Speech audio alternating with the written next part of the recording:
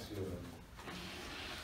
on en a besoin. Et vous savez, souvent quand on parle du réveil, beaucoup veulent voir, beaucoup parlent du réveil, sans pour autant savoir qu'est-ce que c'est. Et j'aimerais un peu, en quelques mots, nous définir ce qu'est le réveil. Et je pense qu'on le sait, mais si c'est un rappel, vraiment un rappel pour nous davantage nous faire prendre conscience de ces choses. Alors, la définition la plus simple que l'on peut donner du réveil, c'est la prise de conscience. Dieu te fait prendre conscience sur quelque chose. Et ce quelque chose dont il est question, c'est... quelqu'un peut me prendre Jean 16.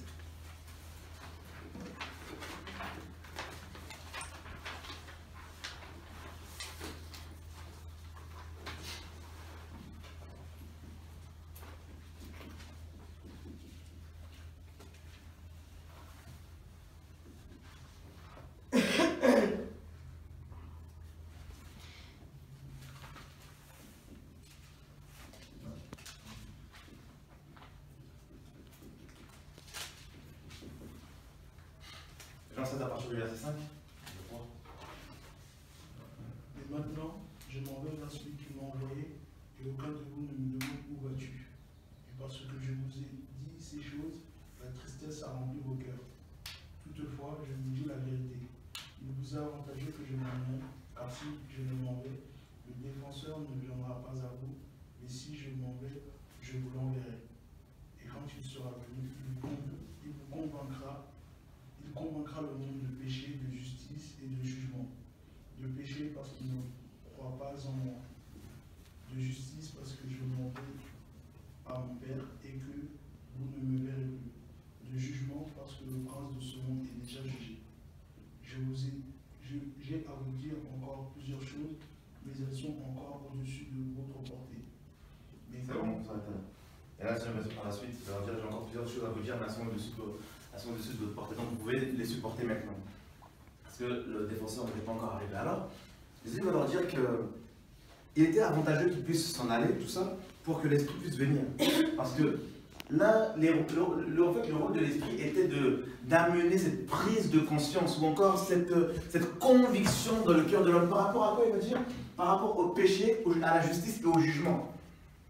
Pourquoi le péché? Parce que lorsque Dieu vient dans ta vie, lorsque Dieu vient dans la vie de quelqu'un, il faut que cette personne se rende compte de son état. Il faut que la personne puisse prendre conscience de ce qu'elle est, son Dieu. Parce que, vous savez, la Bible dit que Dieu résiste aux orgueilleux mais fait grâce aux humbles. Par nature, l'homme est orgueilleux. De par nature, l'homme est rejeté de Dieu. L'homme est éloigné de Dieu. L'homme est éloigné des promesses de Dieu. Et quand on nous parle du réveil, quand Dieu vient réveiller un homme, il le fait d'abord prendre conscience de qui cet homme, en fait, de sa nature. Afin que l'homme puisse s'humilier pour implorer la grâce de Dieu. Et j'ai bien dit la grâce de Dieu parce que l'homme n'a rien mérité. Et c'est comme ça qu'un enfant de Dieu, en fait, l'une des caractéristiques d'un enfant de Dieu, c'est quoi? C'est l'humilité. Amen. Parce que Dieu vient, il te réveille, et tu te dis quoi? Tu dis, ouh là là là là, je ne peux pas me présenter tel que je suis devant Dieu. Ça fait que tu n'as pas à te glorifier de quoi que ce soit. Et parce que tu n'as pas à te glorifier de quoi que ce soit aussi, tu ne peux pas condamner l'autre. Parce que le réveil, c'est de manière, il vient, le réveil vient une fois et ce travail du réveil se continue en fait dans ton quotidien. C'est-à-dire que quand même Dieu peut t'utiliser, faire plein de choses, te révéler plein de choses, eh ben tu restes dans cette humilité-là parce que tu es conscient que toi aussi tu étais comme ça et toi aussi tu n'es pas meilleur que l'autre. Et ça te maintient dans l'humilité comme ça, afin que la grâce de Dieu puisse encore reposer sur ta vie. Parce que si tu te donnes orgueilli, tout ça là, eh ben, qu'est-ce qui va se passer? Eh ben, Dieu va te résister. À la justice, pourquoi? Parce que la justice nous parle du royaume de Dieu. Et quand le Saint-Esprit vient dans la vie d'un homme, tout ça, eh ben, il te réveille, il te fait prendre conscience que tu es rentré dans un royaume. Amen. Et que tu n'es plus de ce monde. Tu es passé du royaume du monde au royaume céleste. Amen, amen. Rendons grâce au Père qui nous a rendus capables d'avoir part à l'héritage des saints. Donc, bien sûr, la justice nous parle du royaume, hein, Et qui dit royaume dit héritage. Et je comprends pourquoi tu m'as donné un autre passage tout à l'heure. Parce que Dieu nous enseigne aussi. Qui dit royaume dit héritage. Donc, tu es conscient que tu rentres dans un royaume et qu'il y a un héritage. Tu es conscient que maintenant, tu n'es plus seul. Pourquoi? Parce qu'il y a toute une armée avec toi. Tu es conscient de ça. Et en plus d'une conscience, en plus de la conscience, c'est que tu es convaincu. Ce sont des choses qui sont certaines. Hier encore, j'étais à Orléans. Et je leur disais aux frères et sœurs, je suis convaincu que partout où je mets le pied, le royaume de Dieu vient. Parce que je suis un fils de Dieu. Amen. Et ça, chacun doit avoir. Amen. Chacun doit. Tu sais, quand tu es réveillé, là, tu es convaincu que tu es un enfant de Dieu. On va le voir tout à l'heure. Et Dieu est tellement fidèle que hier, la présence de Dieu commençait à se manifester, c'était terrible. Il dit, mais c'est ça le royaume de Dieu. Et naturellement, le Seigneur a rempli les gens, a restauré les gens, Dieu a parlé aux gens, avec une précision encore. Je me suis dit, mais Seigneur, tu nous dépasses de plus en plus, tu es de plus en plus précis, c'est-à-dire dans ce que tu fais. Donc, vous voyez le réveil, c'est pas simplement le réveil, on vient ici, on prie, et c'est fini. Non, tu es conscient de toutes, des réalités physiques, mais aussi des réalités spirituelles, parce que n'oubliez pas que Dieu a fait de nous des esprits. La nouvelle naissance, ce n'est pas Dieu vient et change ton corps. Ça va se passer après. Mais d'abord, Dieu te renouvelle, Dieu ouvre ton esprit. Donc ça fait que je peux être là, je prêche, tout ça, ok, je réagis à tout ce qui est physique, mais je suis aussi un être spirituel qui doit aussi capter les choses du ciel. C'est ça le réveil. Donc, qui nous dit capter les choses du ciel, on parle encore de discernement. Une personne qui réveille, c'est une personne qui discerne. Et c'est pour ça que Dieu se révèle comme étant celui qui est la lumière.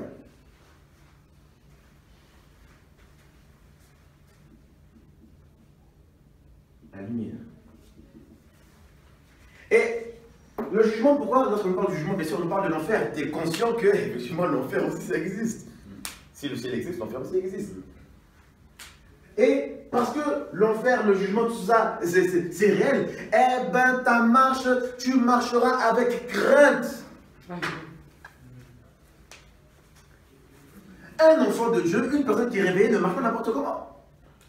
Elle ne fait pas n'importe quoi. Pourquoi? Parce qu'elle est consciente de ces réalités-là.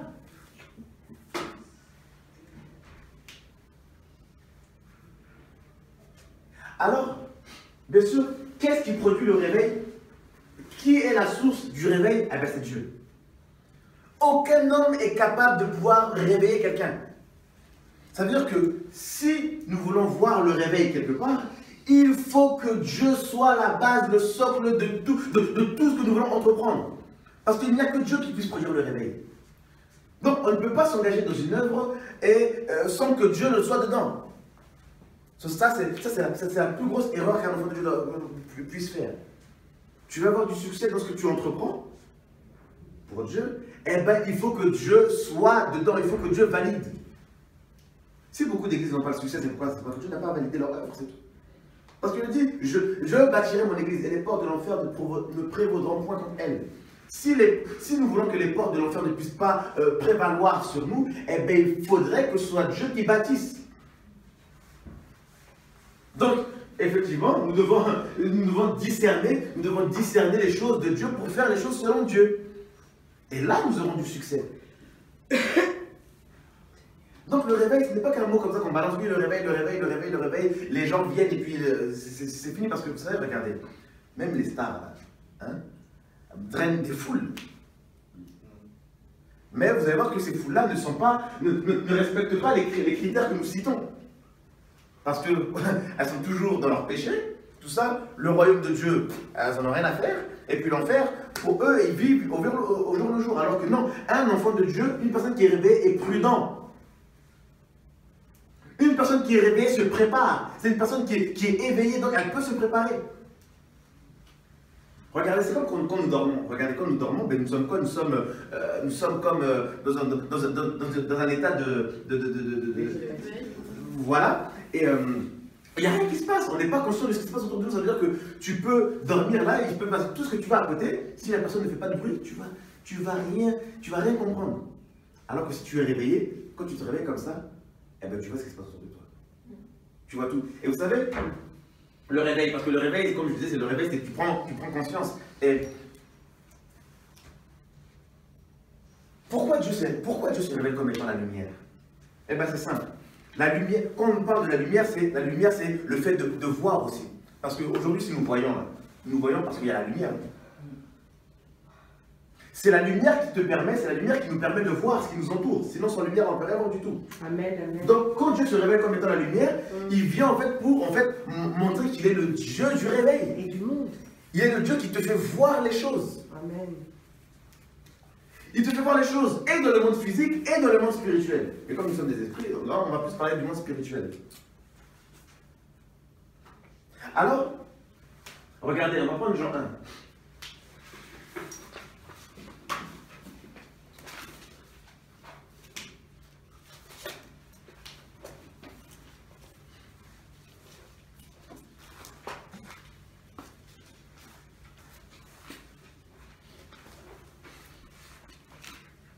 Donc Jean 1, à partir du premier verset, il dit: au commencement était la parole était tournée vers Dieu, et Dieu était la parole. Elle était au commencement tournée vers Dieu. Toute chose a été faite par elle, et rien de ce qui n'a été fait, bien sûr, sans elle. En elle était la vie, et la vie était la lumière des hommes. Donc la vraie vie, bien sûr, c'est celle qui vient de la parole, c'est pas forcément la vie que nous voyons tous. Voilà. Le verset 9, on nous dit que, donc parlant bien sûr de la parole, on dit que cette lumière était la véritable lumière venant dans le monde. Donc cette lumière était la véritable lumière qui, en venant dans le monde, éclaire tout homme. Donc le vrai éclairage, le vrai réveil là, c'est comme je disais, eh ben, c'est Dieu. Donc on dit que Dieu était là. Amen. Donc vous voyez que l'importance de Dieu là, dans son œuvre, l'importance de Dieu dans la vie d'un homme, parce qu'on dit que c'est cette lumière là qui éclaire tout homme. Pourtant aujourd'hui il y a plusieurs types de lumière. Hein. Regardez, même Jean-Baptiste était une lumière, mais il n'était pas la véritable lumière. Donc ça veut dire que peut-être qu'il apportait un éclairage, mais c'est un éclairage vite fait. Alors que lorsque Dieu vient, il vient pour apporter un éclairage parfait. Frère, sœur, n'oubliez jamais une chose, quand Dieu fait les choses, il les fait de manière parfaite. Amen. Dieu veut faire les choses de manière parfaite. C'est pour ça que quand tu apprends que les gens, oh, ils sont venus à Jésus-Christ, amen, tout ça, et ils prient, tout ça, mais il est reparti dans le monde, oh, il s'est rebellé, etc. Frère, ça c'est pas l'œuvre de Dieu, ça. Blague à part, beaucoup sont du diable. Il y a plus d'enfants du diable que d'enfants de Dieu. Mais ça, il faut en être conscient. Un enfant de Dieu, quand il est réveillé, il sait tout ça.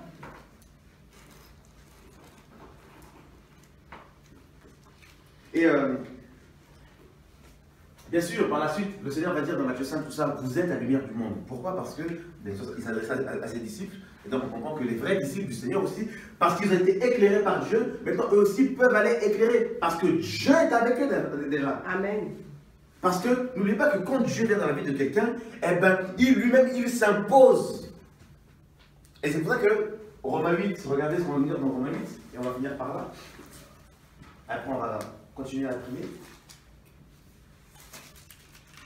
Donc, Romains, tac, tac, tac, voilà. Donc, Romains 8, le verset 9, on dit ceci. Pour vous, vous ne vivez pas selon la chair, mais selon l'esprit. Si toutefois, l'esprit de Dieu habite en vous. On va dire ceci. Mais si quelqu'un n'a pas l'esprit de Christ, il ne lui appartient pas. Donc ce qui fait que nous sommes enfants de Dieu, c'est le fait que nous avons reçu l'esprit de Christ. Or si nous avons reçu l'esprit de Christ qui est lumière, et bien forcément nous éclairons. Et on va nous dire ceci encore, parce que vous savez, c'est important, comme je disais, ce qui produit le réveil, c'est Dieu. Et forcément, ben, tel père, tel fils. Une personne qui est réveillée, c'est une personne qui est fils. Et on va nous dire ceci au verset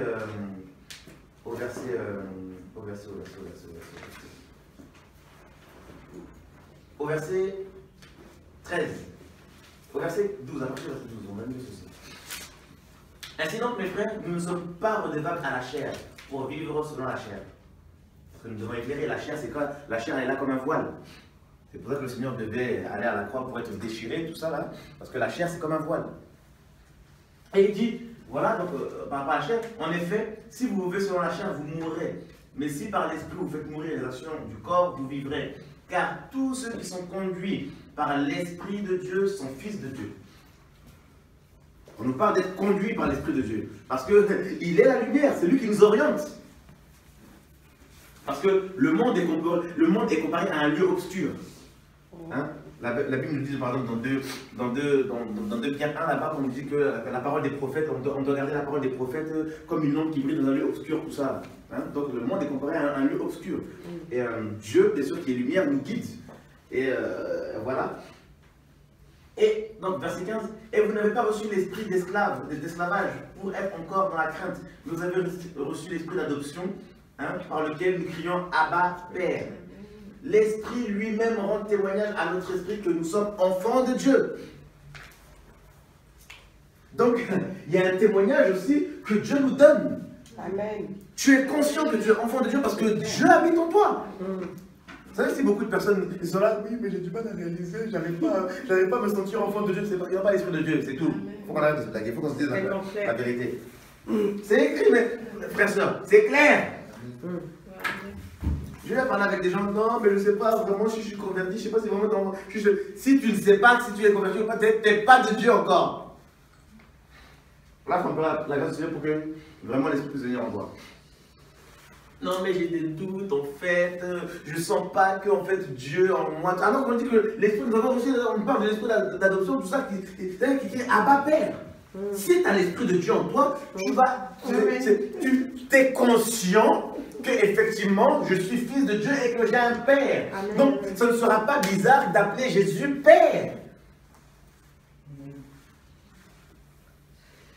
Merci Seigneur pour ta grâce. Donc, quand on te dit que effectivement la Trinité n'existe pas, etc., eh ben, ce n'est pas choquant parce que l'Esprit lui-même rend témoignage en toi que c'est bidon, tout ça. C'est clair, on nous dit que celui qui n'a pas l'Esprit de Christ ne lui appartient pas. On nous parle de l'Esprit de Christ et on dit que cet esprit-là nous pousse à invoquer le Père. C'est clair, il n'y a pas de Trinité dans tout ça. Donc, frère, le réveil. Et je parle du vrai réveil, je ne parle pas du réveil où tout le monde est excité, tout ça. Je parle du vrai réveil, celui qui te révèle Dieu, le vrai Dieu. Amen. Et c'est pas qu'il faut que nous puissions prier dans ce sens-là, que Dieu puisse produire en nous le vrai réveil. Le réveil là, c'est pas l'excitation comme on le voit, tout ça, oui, tout ça, il y a des foules, les recevez, les gens ils tombent, tout ça, et les gens ne veulent pas changer. Non, c'est un réveil quand il vient dans ton cœur, là, il te change. Il te fait prendre conscience de toutes ces réalités spirituelles. Et automatiquement, tu t'alignes au plan de Dieu, à la volonté de Dieu. Parce que tu prends conscience qu'il y a une vérité, il y a des vérités spirituelles, il y a des lois qui sont là, et tu t'y soumets, c'est tout. C'est ça le réveil. Donc qu'on puisse vraiment prier dans ce sens-là, là, que Dieu vraiment puisse nous faire grâce là, pour que Dieu produise le vrai réveil en nous et que nous soyons aussi une bénédiction pour les autres. Comme je disais, le Seigneur a dit, il est la véritable lumière, mais il a fait aussi de nous des lumières pour le monde. Il nous demande là, dans Philippiens 3, là-bas, dans Philippiens 2, Philippiens 3, on nous demande de briller comme des flambeaux ardents dans cette génération perverse et corrompue. Donc on se doit de briller, mais non pas briller selon le monde. Parce que dans le monde aussi, il y a des lumières, hein, les stars, elles sont des étoiles, comme on dit, les stars, ouais, les étoiles sont voilà. Mais on va briller dans le monde, mais selon Dieu. Marquez la différence. Parce que le Seigneur a dit, vous savez, je mettrai la différence entre ceux qui me servent et ceux qui ne me servent pas. Et j'en suis convaincu que nous sommes dans une génération où Dieu va démontrer qu'il est Dieu. Il est obligé, avec tout ce qui se passe là, avec tous les bazars qu'il y a là, Dieu est obligé de marquer la différence. Regardez un peu sur Internet. Dernièrement, je voyais un peu sur Internet. Il y a 2 gars qui étaient là, qui étaient en train de faire comme un direct sur Facebook. Et ils se disaient, oui, venez, tout ça, vous allez recevoir vos prophéties. Je me suis dit, mais attends, c'est quoi ce cinéma là? Et ils sont là, et en fait, ils donnent des prophéties à la carte. Une autre vidéo, j'en vois un comme ça, il prie pour une femme, il dit oui, je vois ça, est-ce que c'est vrai? Elle dit oui, le gars, tout le monde est en train d'acclamer. Wow. Je dis, mais tu vois pas que tu es devenu un médium là, un voyant là? J'ai fait, mais on n'a pas besoin de ça dans l'église. Jamais la voyance a transformé quelqu'un. Et ça, je me suis rendu compte que dans cette génération-là, il y en a beaucoup qui ont touché à la sorcellerie. Même s'ils n'ont pas touché directement, ils se sont fait envoûter. Pourquoi? Peut-être qu'au départ, ils étaient sincères. Peut-être qu'au départ, eux, ces personnes-là cherchaient Dieu. Parce que Dieu avait vraiment produit quelque chose. Parce que vraiment, Dieu les avait appelés du haut des cieux. Mais au lieu de suivre l'appel du Seigneur, qu'est-ce qu'ils ont commencé à faire? Ils sont partis dans des églises et ils se sont détournés de l'appel de Dieu pour suivre l'appel d'un homme. Ça fait qu'au lieu de regarder au Père spirituel, au Père des esprits, ils ont commencé à leur Père spirituel est devenu des hommes. Ça fait qu'ils ont reçu, au lieu de s'attendre à l'enseignement de Dieu, ils ont reçu l'enseignement des hommes. Et c'est comme ça que beaucoup sont morts, beaucoup de jeunes sont morts. Et aujourd'hui, on les voit, ils sont là, ils pilulent sur Internet, ils sont là, ils font des séminaires, tout ça, mais quand tu les vois, ils sont possédés, ils couchent avec les femmes, tout ça, ce sont des menteurs, des escrocs, tout ça, et tu te dis, mais regarde, parce qu'ils se sont arrêtés à des hommes. Où sont ces hommes qui vont réfléchir comme Élie, qui sont comme des Élie? Vous savez, Élie, ce qu'il a fait, lorsque Samuel est parti le voir, il va le voir une fois, deux fois, trois fois, au bout d'un moment, il dit, la première fois que cette voix-là va te parler, là, dis le Seigneur, me voici. Aujourd'hui, les hommes, c'est quoi? C'est quand les jeunes viennent à eux, et bien qu'est-ce qu'ils font? Ils les gardent, tout ça, ils disent, ah ben tu vois, tu es mon fils spirituel, je vais te former. Laisse le gars être formé par Jésus-Christ. Conduis-le à Jésus.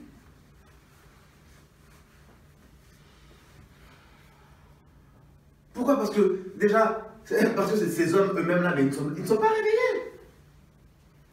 Et c'est pour ça qu'aujourd'hui, on a cet évangile qui est purement terrestre. L'évangile de Jésus-Christ n'est plus annoncé bien comme il faut. L'évangile du royaume n'est plus annoncé bien comme il faut. Parce qu'il y a très peu de personnes qui sont réveillées. Seules les personnes réveillées peuvent annoncer avec force l'évangile de Jésus-Christ. L'évangile de Dieu, comme Paul l'a prêché. Aujourd'hui, les gens parlent de quoi? Ils parlent de leur ministère, de ceci, de ça. Mais on s'en fout de tout ça. Aujourd'hui, ça commence à partir des enseignements qui n'ont ni queue ni tête. Oui, le prophétique, les dimensions prophétiques, les ceci, les profondeurs prophétiques. Mais on s'en fout de tout ça. Mais parlez-nous des profondeurs de Dieu. Où sont ces hommes qui pourront nous révéler, qui pourront nous parler des profondeurs de Dieu? Où sont ces hommes qui pourront nous parler du ciel? D'ailleurs, comment veux-tu parler du ciel si tu n'es jamais rentré au ciel? Et là, je me suis rendu compte que c'est chaud.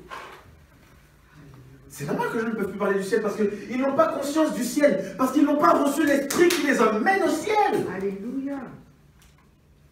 Et comme ils ne peuvent pas, et comme ils n'ont pas accédé au ciel, comme ils n'ont pas eu accès au ciel, comme ils n'ont pas eu cette grâce parce qu'ils n'ont pas été appelés par Dieu, eh bien c'est normal qu'ils parlent des choses qu'ils connaissent. La terre, l'argent, la dîme, tout ça, oh, les consécrations, oh, le ministère, ah, je vais te consacrer, reste avec moi, je vais te consacrer prophète, je vais te consacrer à quoi?